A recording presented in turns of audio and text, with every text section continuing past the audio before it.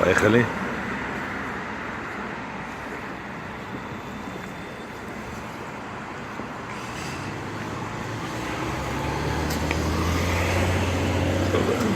И вот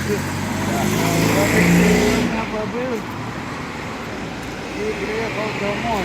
Домой тоже надо было нашему роду Влашевых спасибо сказать аульчанам, вообще всем, кто молился за хорошее завершение.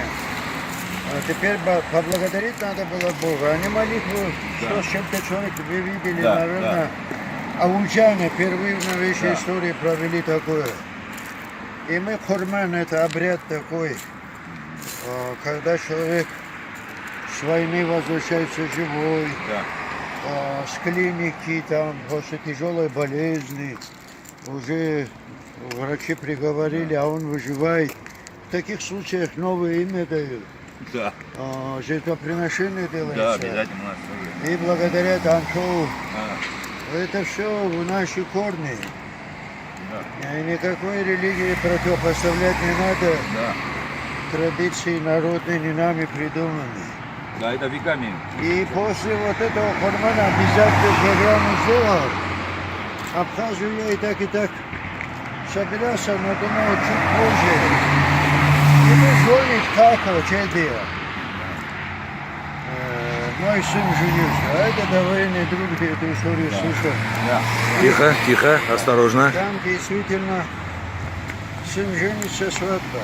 Но как я приеду в Лыхный, Сухумой не появлюсь, а Чемчирцам не скажу или как, я все объехать не могу, но на одну свадьбу заехать и уехать тоже себе позволить не могу, потому что благодаря вот этому будильнику Давид, который звание носит, Давид, он одним из первых на Кавказе более мощно протрубил, и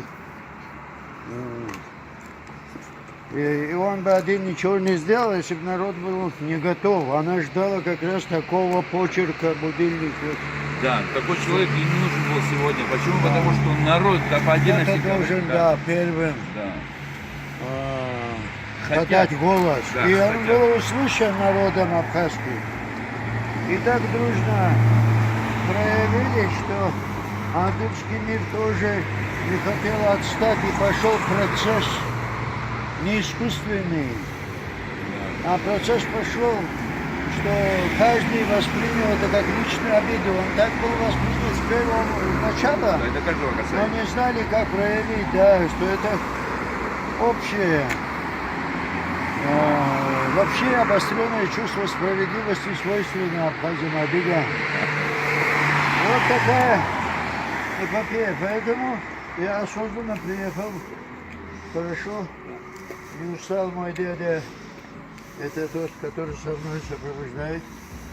Он остался в номере сегодня, я ему выходной позволил.